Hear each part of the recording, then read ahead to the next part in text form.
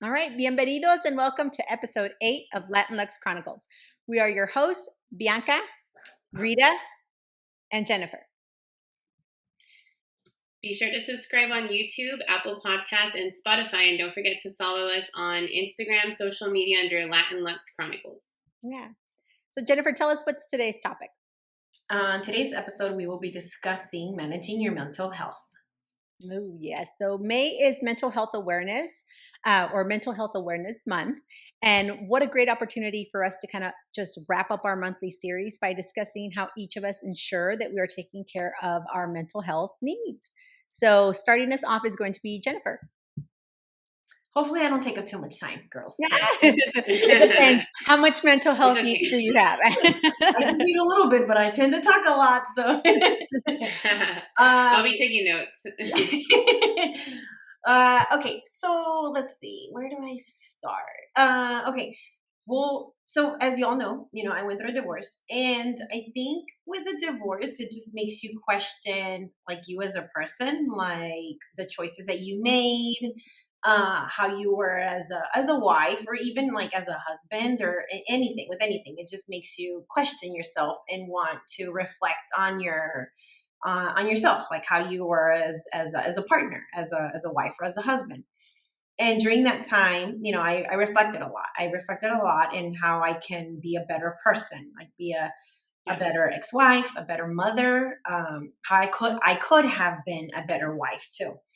And throughout that process, I started going to a therapist, and which is really good. I really think everybody needs to see a therapist, even if you think you're great and you don't need help. I think just having someone to talk to who does not know your friends, like unbiased. Yes, exactly. Yeah. Yes. Mm-hmm. So I think that just really helps. And so I did that, and she's amazing. She's awesome. She's so good. And so that one thing is helping for mental health. Because also, like in my line of work, I can't just talk to anybody. Confidentiality and all that. Exactly. And so it also helps to talk to her. So that is big with taking care of your mental health. But how frequently do you go, Jennifer? So that's a good question. I started going once a week at the very beginning when I got a divorce. I started going once a week, and she's like, come to me next week, come to me next week, come to me next week. And then we started doing every other week. And then now we're doing once a month. And she was scheduling me at the very beginning. And now I just schedule myself. And sometimes I forget, and I'm like, oh gosh, I need to schedule her because I've just been so busy. But I'm scheduling her once a month. So we see each other once a month, and she's amazing. She's so good. So so once a month. But then throughout that process, I was also just, talking to people and friends. And one of my coworkers said that she went to a retreat, and it was a retreat for herself, and it was like a self-love retreat. And she said that she I thought that was going to go somewhere else, a swingers retreat. I'm like, ooh, we're getting saucy tonight. No. Interesting. No, I'm just kidding. The next retreat. LatinLuxe special retreat. No, it was like, so she said, I went to like a self-love retreat because, after you go through a divorce, you just kind of like, whoa, you start thinking, and you're like, oh, man, I wasn't good enough for someone or stuff like that. And so you just have to learn you have to heal first and foremost. You have to heal from it. And then you have to learn to love yourself. And so she suggested that, and I talked to my therapist about it, and she said, yes, you need to go to it. So I was just kind of embarrassed, and I thought, oh my God, I'm going to a self-love retreat. And I looked one up on Google, and I found one, which is like 5 hours away. And I signed up for it. And this is back in December. I signed up, and I'm like, I'm going. And so I went. And at that time, I remember telling, I remember like, I was like, this is for me, and I need to make sure that I take care of myself, and this is for me. And I remember telling my ex-husband, like, hey, I signed up for this retreat. I didn't tell him what kind of retreat. I just said, I signed up for this retreat. And I won't be available. Like I'll be completely off the grid. And so if something happens, like just contact my mom or something, but I will be completely off the grid. You don't have to be off the grid in that retreat, but I wanted to be because I just wanted to just solely focus on myself. And because I'm so used to it, and you guys are moms and you guys are in your line of work and where you guys are available for your coworkers and people can text you. And that's how I am. And I did. I completely shut off my phone as soon as I left. And when I got there, it was just like all about me. So you get there. And that's a big component is like being able to like make that call to like separate yourself from Yes. reality so you can focus on yourself. Yeah, to be able to like detach from that. And that was like, it's so easy to answer a call or you know and that takes you away from the work. So how long was the retreat, Jennifer, that you went from Friday to Sunday? So you check in Friday at noon, and then you're there Friday, pretty Friday, and then all Saturday, and you check out on Sunday. So pretty much like 48 hours, which to me is like, it's like you know, like estoy encarcelada. Jailed. I mean, even so once you checked in, then were you able to walk out? Like even when your phone was this like one of those fancy like retreats that like the stars go to, and then there's like massages and spa? No, I'd be down for that retreat. Y'all know, yeah, for that retreat. Y'all know. I mean, and I'm gonna throw this out there: when AT&T fails you and your phone doesn't work for 10 minutes, you you go crazy, and you're like, what am I gonna do? Nobody can get a hold of me, and it's been 10 minutes, and I can't use my phone. And so that's how I was. I gotta check Instagram. I haven't updated my status. Yeah. And so then, I pulled up, turned off my phone, put it in my glove compartment, and you pull up, and it's like it's a wooded area. It's like cabins. And it's a wooded area, and there's all these signs in the trees when you pull up, and it's like you are loved, like you are like a lot of positive affirmations, like you are loved, you are worthy, like you are here for a reason, you know, like you're making a difference in someone's life, blah, blah, blah, like all these things. And so you walk in, and the main person, the host, is waiting for you, and she's like, "Hey, like welcome, like come on in." And so I'm like, "Ah, this is amazing." And so I just threw my phone in the glove compartment, and I just left. And she's like, "This is your room, and you're going to be sharing with somebody." And I had gotten there first, surprise, like I got there on time. And so then I got there first, and she's like, "There's 9 other women that are going to be with you, and I'm watching the clock, guys, because I don't want to take forever." And so then I was like, okay. So I just kind of sat there in my bed, and I wrote. Which another good thing for mental health is writing. And so I just kind of wrote like, "Whoa, I'm here." I have no idea what to expect. I just kind of Googled. I don't have my phone. If anybody finds me, Dear diary. Dear diary. Today, Friday, I am taking care of myself. If somebody finds me, I love my sons. I'm just kidding. And so then this other lady comes in, and she was like, "Hey." And she's like, "Are you Jennifer?" And I'm like, "I am." She's like, "I'm your roommate." And I was like, "Oh, hi." And she was like, "My name is," I can't remember, Belinda or something like that. And we'll just say Belinda. My name is Belinda. And so I was like, "What are you like? Oh, like what do you do?" And she's like, "I'm a nurse. Like I'm an RN." And she's like, "I'm excited to be here." She said, "I've never been away from my sons." She has a son who has a disability. He has cerebral palsy, and who needs her all the time. Like she's his nurse too. And she said, "And I just needed to get away." And because my whole life, she said that when her son was born with the cerebral palsy, her husband served her with divorce papers and said, I can't do this anymore." And moved on. And by the way, what an asshole guy. Yeah, you, Belinda. And so she's moved on. I mean, so he moved on, got married, whatever. And so she's there, you know, she raised her son, who was now like 15 years old, the one with cerebral palsy. And then the other one who is 18 years old. And she said, "My whole life I've been taking care of them, and it's just always been about them. And I just wanted to make sure." She's like, "And so I just like I need to take care of myself." And so she says, "I saw this, and I just wanted to come to it." And we just kind of clicked because she's a school nurse too. And so and so we clicked. And then more girls started coming, and then we were 9. So 9 came. We were there, and then we decided to go to the hall, the dinner hall. So we go to the dinner hall. That right there and I won't say everything else, but that night was very powerful for me because we were able to talk about why we were here that night Yeah. after we ate dinner, and we were able to talk about why we were here. And so there around that table were two Air Force pilots, and they're females, and they're dating, and so they now live in New Jersey. And so they're there.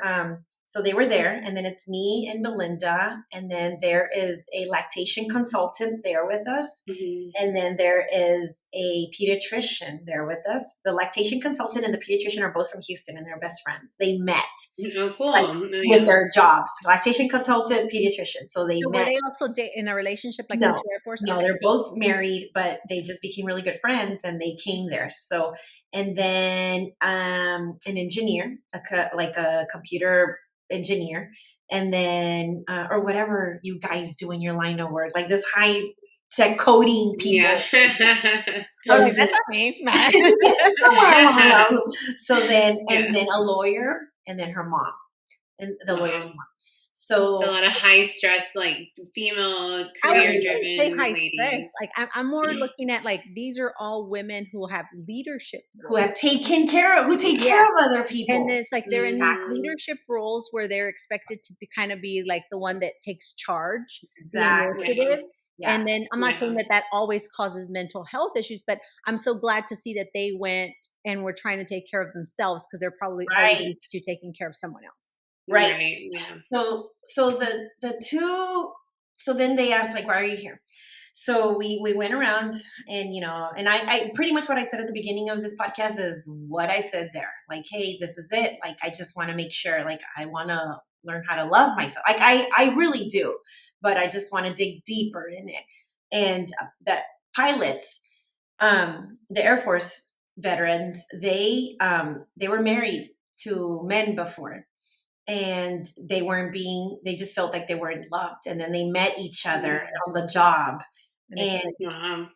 yeah, and they're like, we're each other's soulmates. And one of them said, gosh, I can't remember their names, we'll just say pilot 1, pilot 2. So we'll just Ava and Nicole. Ava and Nicole. Ava and Nicole. Yes, yo thought Yeah. Ava and Nicole. Yeah. Let's do Ava and Nicole. So we asked Ava and Nicole, like, hey, what brought you guys here? Or we probably, yeah. And so we asked Nicole, maybe, what brought you here? And then Ava said, I want to speak for her.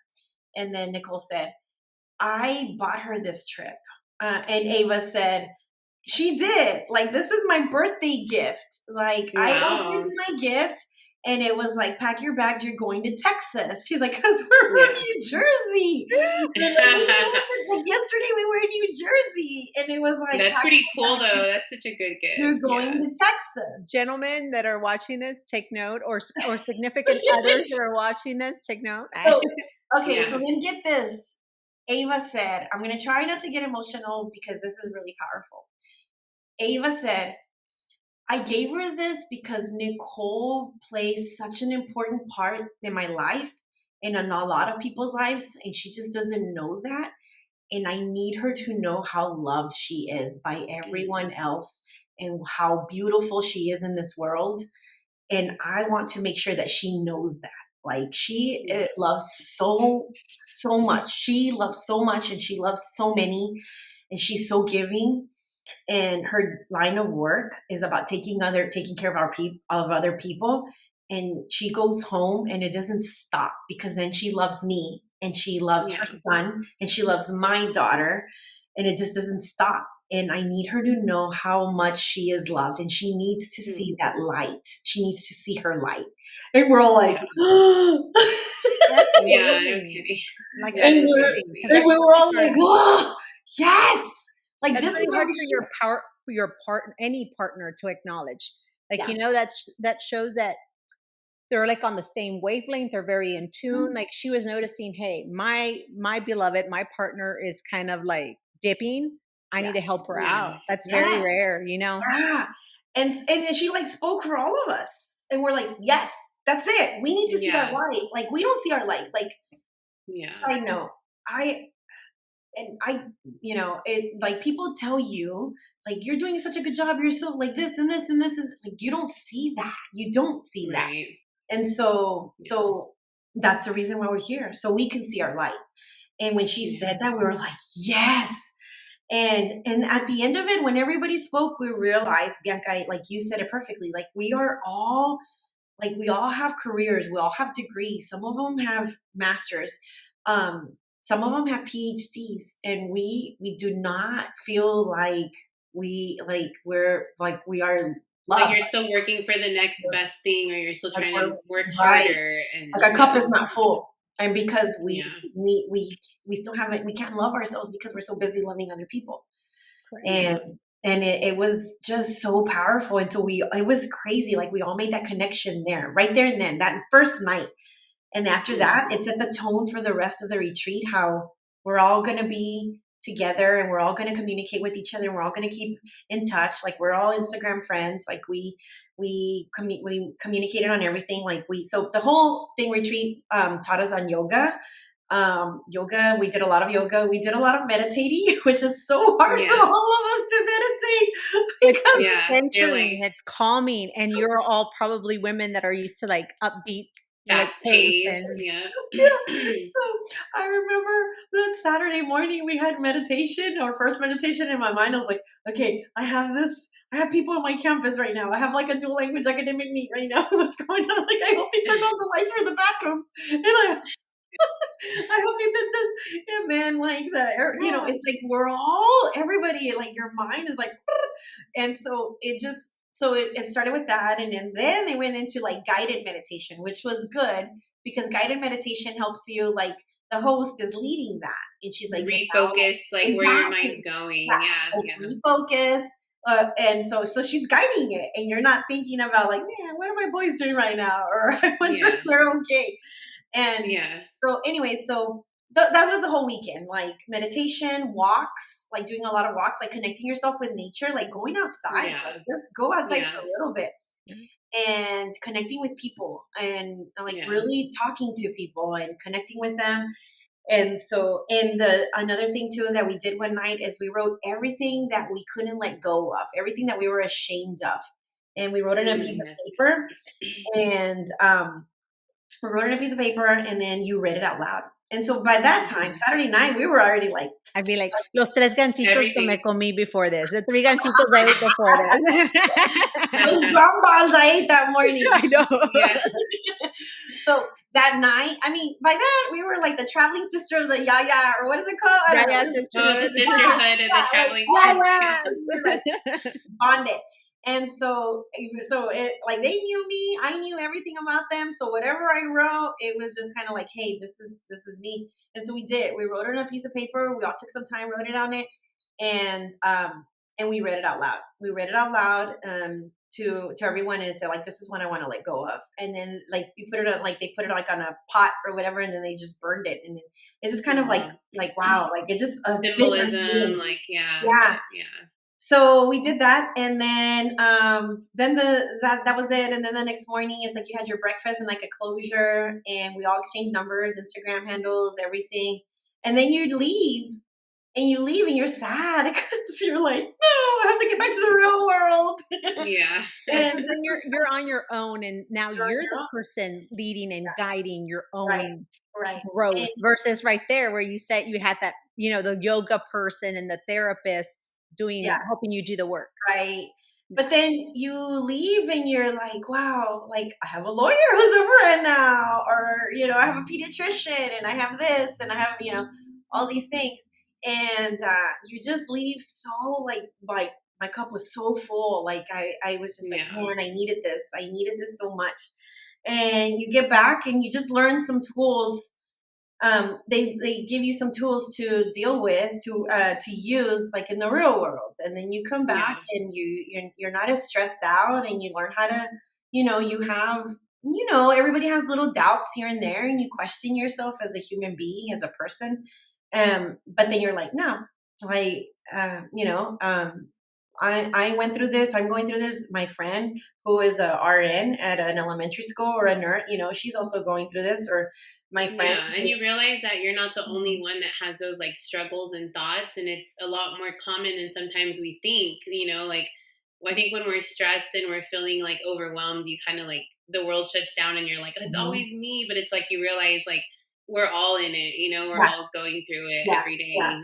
Yeah. Yeah. And so then I come back and then I talk to my therapist and I tell her about it. And she's like, what did you do? And I tell her everything.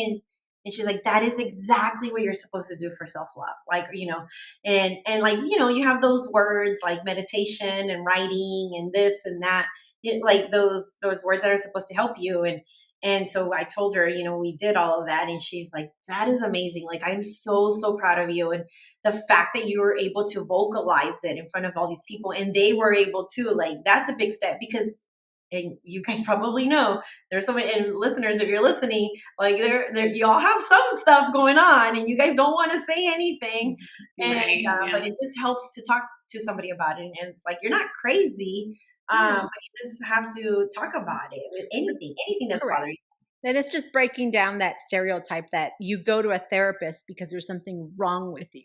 And Right. not necessarily. It's like you have things that you want to deal with or work through. And obviously, it hasn't been working on your own or with whoever you're with, whether it's friends or your spouse or whatever. So you're going to ask for professional help on Right. that. So, Mhm. yeah. It's Yeah. that stigma, because I think even as Latinas and in the Latino community, I mean, now we're getting a little bit better about it. But for the longest time, it's like, you would tell somebody like, I need therapy. And it's like, ¿pa qué no estás loca? You're not crazy, Yeah. And Oh yeah. it's like, Hmm. that's not why you go. And a lot of the things that you kind of said, Jennifer, resonated, like the therapy and the light. One of my favorite songs ever is "The Light" by Common. Love that song. If you haven't listened to it, listen to it. And it talks about that special light that you have and it shines. And he's talking about to this girl. He writes this letter to this girl, and it's like, I never knew a love like this. Anyways, but amazing song. Wait, can And you sing yeah, I'm like, if you haven't listened to it, go people. it? But for me, the hardest thing was realizing that how quickly I would get drained of energy and that light, that inner light. I think in our culture, it is especially as Latina women, we are raised to always be caretakers, nurturers, givers. It's always put everybody else's needs before your own. And so, as far back as I can remember, I felt like my job was always to be cheerful, to be all these things and take care of, and always put like partner's needs, my parents' needs, then my children's needs, my job's Mhm. needs first. And I always felt like drained afterwards, like somebody, like almost like the whole theory of the energy vampire. You have all this Yeah. energy in you, and then they just kind of take it from you. They deplete it, and what are you doing to replenish that Refill. energy or refill that cup? Mhm. So I went to therapy like when I was in college. What prompted that was a relationship, and in that relationship there was infidelity. So it was really hard for me to process at the time, and I went up and I did not have a good experience with my therapist because I think that specific therapist was not that great, right? And so Yeah. also I don't think they understood where I was coming from. And Mhm. fast forward years later, I continue to go through life with the same patterns, the same, crutches, if you will, of what I do to get me through the day. And fast forward to now, and a year ago, or less than a year ago, I want to say like in December, my life was just a lot of things have been happening in my life throughout these past years. And in December, I just got to a point where I just was not happy. I just felt miserable, like that. No, or and not just miserable, but it was like just this deep sadness and sorrow. And like one day, like after the new year, I got into the shower in January, and I went into the shower, and it's like as soon as I turn on the shower, water starts running in. It's almost like I got filled with this overwhelming sadness, like this just heavy weight in my chest. And I started crying and crying to the point where somebody was telling me like, your dog died, or like somebody close to you passed away. Yeah. And I got out of the shower, I could not stop crying. And it just wasn't going away. And I knew, okay, I really need to talk to someone because there's a lot of things that I'm going through in my life, with my kids, professionally, in the relationship, that I have or whatever, that just is not meshing for me. It's not closing. I think the three of you know, my marriage has been kind of like all over the place, and to the point where, there's no, we don't know what comes after. And I think that was the point for me where I needed help, and Yeah. saying, if this is not going to work out, then I need to find what comes next for me, and find a health for me, mental health for me, and emotional health. Right. And so I sought someone. And for me, it was very important. One of my kind of like things that I needed was, I need her to be Latina, because for me, it was like, I need Hmm. somebody that's going to understand me when I tell her why I feel the way I do. Or Yeah. it's like why cleaning is important, or why, like the way Like the I, culture of like correct, how you or do what, things. Yeah. yes, because I think it's very easy, like, also, we don't want to feel judged sometimes. And maybe if you open up to somebody that doesn't understand the culture, you feel like, Yeah. even though that should be your safe space, you feel judged. And so I Right. met a wonderful therapist, and she was great, and she has been great. And same kind of like you, Jennifer, it was like a couple, like every week or every other week. And then now we're at the point where she's helped heal a lot of things. So now we're at a monthly thing. So that, for me, that was my way of, in the past, investing in myself. Was, I like to go to the movies by myself once in a while, or I would like me time, like where I would just kind of like take off and do things on my own. But now part of my mental health is, I need to check in with my therapist like once a month, and just kind of talk things out with her, Mhm. because Rita touched on this. It's like somebody that's unbiased, that doesn't know your Yeah. life, and Right. can say, well, why did you do that? Or like, where, and starts connecting all these things. And for me, it's crazy how much of what we do ties back to our formational years, when we're children, and we're seeing our moms, Mhm. and or our Yeah. moms and our dads, and it was hard, because it's kind of like, we talked about why I am the way I am. For me, I'm very, it's kind of like, I get driven by that gold star that you get, because Mhm. that's how I was raised by my mom. It's like, always try hard and harder. If you got a 95, it could have been 100, and it's like that little gold star, and always trying to earn that. Also, I come from a big family. We are like a total of 7 kids. My dad Yeah. had 5 kids from his first marriage, and then 2 kids with my mom. My dad's significantly older than my mom. He's 11 years older. So it's easy, and I'm the youngest, and everybody goes, "I la bebita, la baby." You probably got so chiflada and this and that.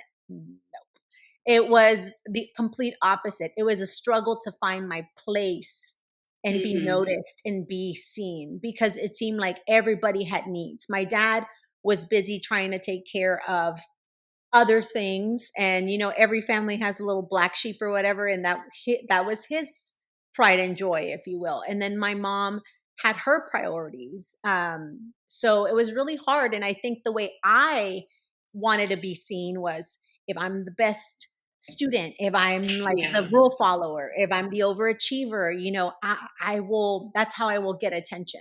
And so Trying to that carries, outshine. Yeah. yeah, and that's how, and it's funny how that carries into your life, even after you leave home. It's like Yeah. it carries into relationships. Like, I have to be the overachiever. I have to be the one that puts 110% all the time.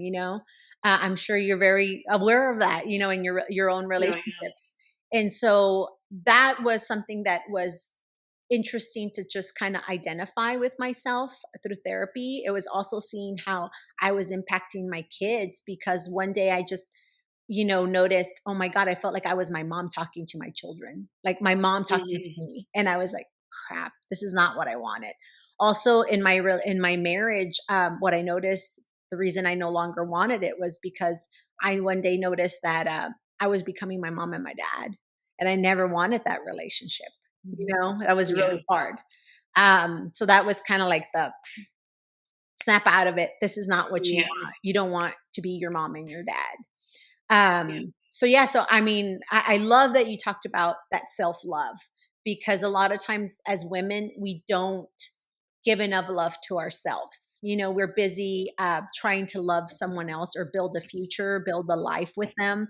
And then if kids come into the picture, that's even harder, because when kids Yeah. come, then you're trying to make them feel loved.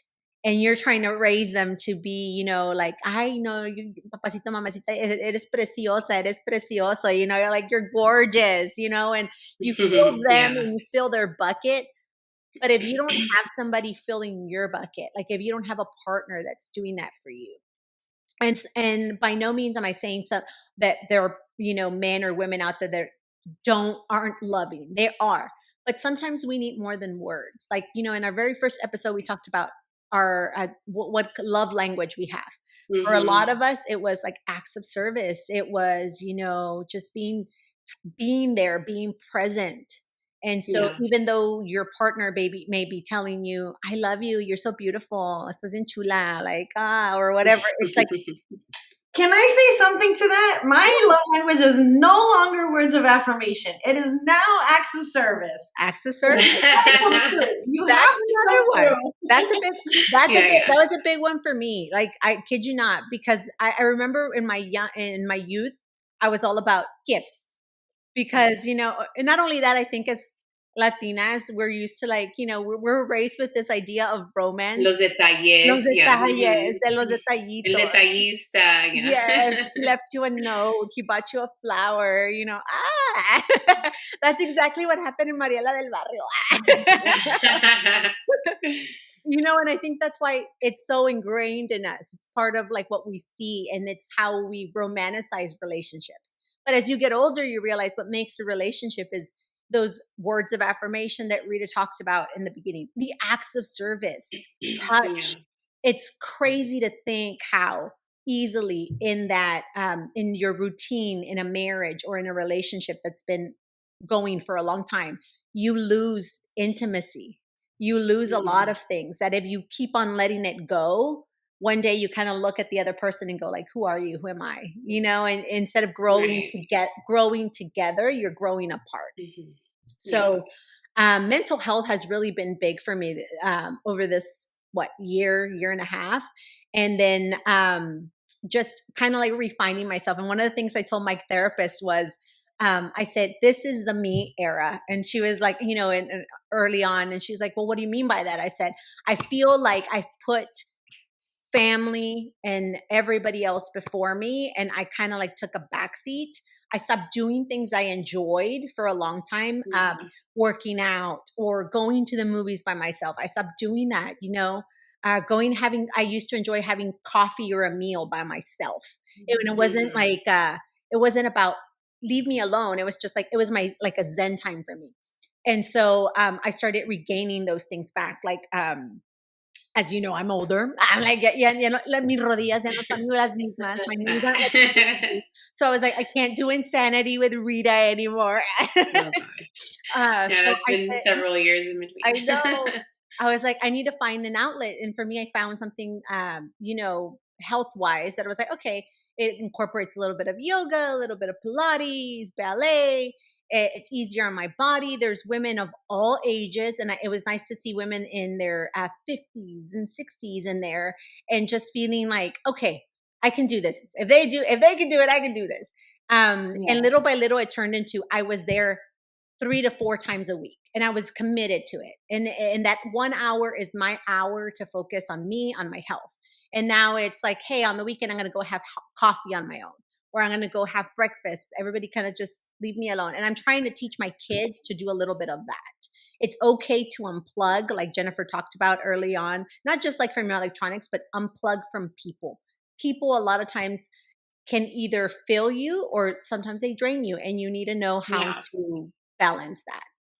And that's a big one too. I think like, with mental health is identifying like the people in your life that are also filling your cup. And if they're not, like it's like drawing the line, because sometimes it's like you give and you give and you need to like find where you need to maybe like cut some people off. Like if they're just the ones just taking from you and it's always negative, or they're draining you, like it's like, are they like contributing to making, not just like, and you don't need someone to like constantly be making you feel better, but it's like you want to have like a even, like, discourse where you're both, helping each other up, lifting each other up, and you want those kind of relationships. So that's important too. Like, yeah. So So how yeah, about you, Rita? What do for you sure. do for your mental health? What helps Rita make it through to the day, Yeah, the I mean, I week? don't know. Y'all really hit on a lot of stuff. Like, I mean, really, like, I think that those are all really important things. Like, like you said, I mean, therapy is one thing that I think in our community is something that was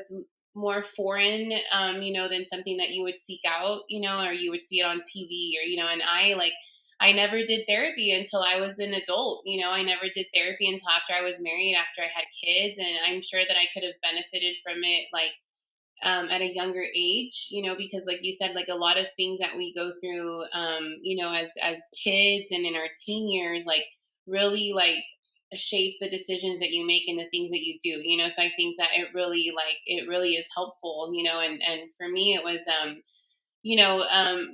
we all go through the stressful times in our lives and things like that. And so for like, and I think a lot of our mental health too stems from our relationships, like you need to be in a good place. Like we just talked about, like, and even if it's your partner or your friends, but like for me, I think in a time where it became evident that we needed to find help was in our marriage, and we seeked out therapy, and we had to find a place to work together. And like you said, like if you're not growing together, you grow apart. And so that's kind of like a big one. And and it's hard to, like Jennifer said, like writing those things down and saying them out loud. It's hard to admit those things. It's hard to admit that, like, sometimes there's things going on that you need help. And so for us, like we did that, and that helped us like grow, and kind of get past and identify the things that we were struggling with. And then not only like as in a relationship, but individually, like we both had to also work on ourselves individually, and so for me, that was really big. And then same thing, like kind of, I think I had that like, eye opening moment where you're like, man, like I don't do anything for myself. Like I'm so stressed out. I'm so tired, like, and so like in the past year or two, it's been like, what do I need to do to like fill myself? Because yeah, you have kids and you're busy with work, and before you know it, you're like, dang, it's been 2 years, it's been 3 years, and so I think like I kind of just started refinding like what are the things that I enjoyed before I had kids, before I was always busy, before you were, and even like walking, like, like Jennifer mentioned, like connecting with nature, like that was a big savior for me. Like postpartum, because my little one is 3. So, I mean, it feels like it was a long time ago, but really it's like your body still heals. Like you're still recovering from all those hormones and things, in 2 years or whatever. And so, after that, like, I think I really fell into, some of the postpartum, like I was really like, just not feeling the self-love, like just really struggling. And, I started walking, like I just started going outside. Like sometimes it was just like, I just need to get away. Like I just need a break, and sometimes it was, I would put the baby in the stroller and I'd go for a walk. But like that one, hour, 30, 45 minutes, like made me feel so much better. Like I could be in a bad mood, or I'd be upset or stressed, and I'd come home and I'd like, let me go on a walk, and I would feel so much better, like coming back, and so I think finding that time, like that really helped me. It was like taking walks and just listening to music, thinking about things, I did kind of start writing my goals. So I wasn't really like journaling, but I did like set time to be like, okay, what do I want to work on? Whether it was like your fitness goals, your weight goals, your hydration goals, like your career goals, so I Your kind of just water started jug. writing those. Oh my gosh, it's a whole other story.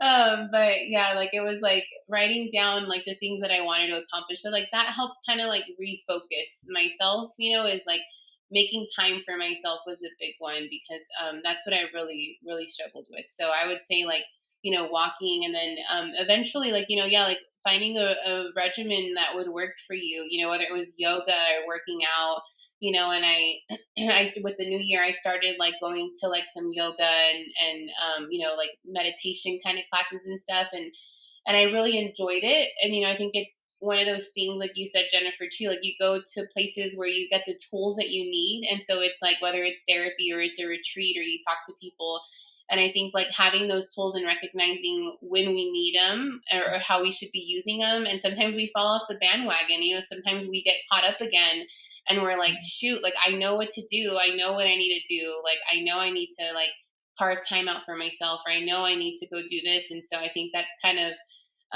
recognizing those things, is like getting back on track to be like, okay, like I can do it, like I know what to do. And so, because you always that's kind are of going where to I'm have at right things now. that you're always going to have things that pull you, pull you Oh away. yeah.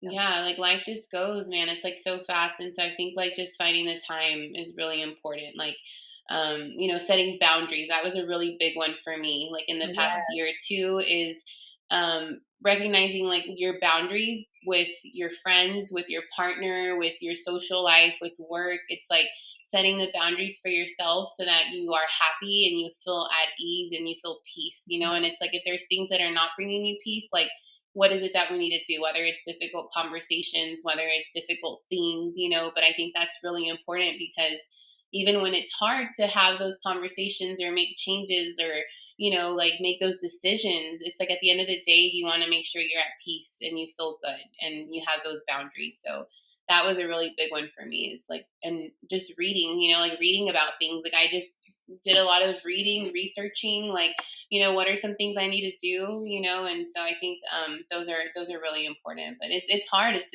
every day, it's every day is putting in the work. So For yeah, sure. I think also it's really important to know the power of no, of yeah, saying no and being yeah, okay with that, because yeah. it's very easy to allow yourself to be pulled in several directions by, not just work and kids, but also by family, Hmm. by friends, whatever it may be. Yeah, And because you want to be nice, you kind of like put yourself again in the back seat and just kind of go, you give, you give, you give, you get back in that cycle again. yeah, So it's yeah. really important that it's okay to say no. And that's one of those things that you like process through therapy. And that's why therapy is so life changing. I'm like, because it's like, for those people that are people pleasers, or not just people pleasers, but you want to take care of others. You want others to feel loved. And you don't want to let people You down, don't want to right? let Because I people struggle down. with that too. Yeah. It's like I don't want to let anybody down, so I'm always gonna like go, and it's like Yeah. you spread yourself. Yeah, but Yeah. yeah, I think that's like, and I know it's a lot, but I think in our culture, it's very much even more so. Like we're just like, see, like lo que necesites, like we're there, we're gonna help you out, and we're just used to like always like Being of saying yes. service. Being of service is Yeah. active service. Yeah, for sure. That like servant, like leadership mentality of like, yeah, whatever you need, which Lo que is, se le ofrezca. it's Lo que good. se le ofrezca, doña. Yeah. Like it's a really good trait, because I mean we know there's people that don't have that, but it's just setting that boundary, because yeah, because some people will take advantage of it. So Absolutely. Jennifer, one of the things you talked about when you were discussing your retreat was about how like self-love and stuff like that, and I think I guess how you see yourself. I always find it interesting whenever my kids, especially the youngest, draws a picture of me or makes a note or a letter about me, because they do those at school or whatever, and then they come home and it's always like, oh, it hits you in the feels, because I don't think we see ourselves the way our children see us. Like, Mhm. it's like it's very easy for us to say, this is what's wrong with me. Like, tengo unas libras de más acá. Like, I have a couple of extra pounds, or I wish my hair was fuller, or whatever it may be, or whatever. And that's not what they see at all. They Right. see yeah. all those flaws that you think that you have. They see them, but they also see all the good. And it's always Hmm. nice to have that. And I'm like, and if you don't have kids, that's okay. I'm like, maybe it's just important to just know that, go easy on yourself, and just know that, again, we're told, don't be creída. I'm like, don't be selfish, don't be this, don't be that. But it's okay to say, hey, I'm badass, or like, you know what, I'm looking like a whole damn snack, a whole damn meal. I've been working really hard and I look like a whole damn meal, or whatever it may Yeah. be. Or like, sabes que, like I went to, if you're one of somebody that's right now working on your education and you're going for your master's or your PhD, is like, soy chingona, soy chingon, like look at me, or you got that Hmm. promotion, whatever it may be. We're taught that, just kind of like, simmer it down. Like, Correct. don't Be talk about humble. yourself in that Be way. humble. Yes. Be kind. Mm-hmm. And it's like, For sure, humble yourself. correct. And you can be humble, but it's okay to say, look at how hard I've worked, because that'll feed that inner need in yourself that's like always doubting yourself or doesn't know your own self-worth. You're subconscious. Yeah. So that's really important. Yeah. Anything else you guys want to add to mental health and what your recommendations for our viewers? No, I spoke a lot. I'll open up another whole 30-minute session here. But it was good though. It was really good though. I think now, it's important. Yeah. Now I I want to go meet some Air Force pilots and a pediatrician and a lawyer. I know, she's like, look it up the next one. No, I think it's really good. And you know what? Like, it takes a lot of courage. And I think that's one thing that, we've all done is, stepping up to doing that, because it's hard to have those conversations. It's hard to recognize the things that are wrong.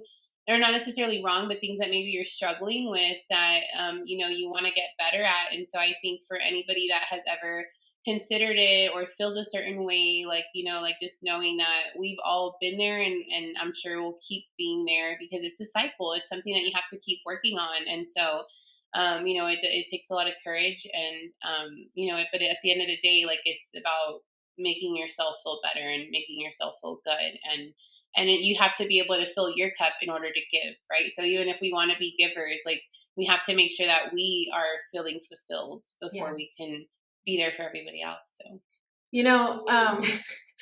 along with that whole mental health, like taking care of your mental health, there, when we were at the retreat, I was telling this to a friend, and they fed us like really good. Like, it was all like they have a garden there. So what you're saying is good food also makes you feel good. Food. It's food for the soul. It was just like they had a garden there, and then they had chickens. And so they were like, these are the chickens from these are the eggs from the chickens. And yes, the chicken is la chicken. Era la chicken. They're from the red hen or the brown hen.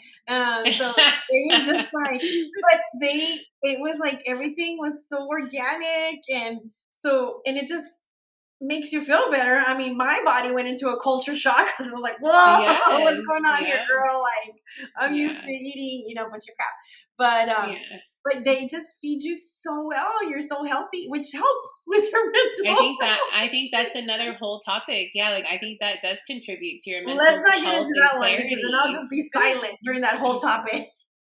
Well, it goes back to like the whole, your body is a temple, whatever you put in it, and So the chef, I guess, that we had for the weekend, she was like, hey guys, like, this is we're eating this and this, and she would tell us like what she would make it from, and she's like, yeah, I just pulled it from the garden and this. And then the following day was like breakfast, and she's like, yeah, it was from yesterday's leftovers. And I'm like, wow. And we're all like, wow. Yeah, that's it was awesome. just awesome. We're like, do you have any junk food?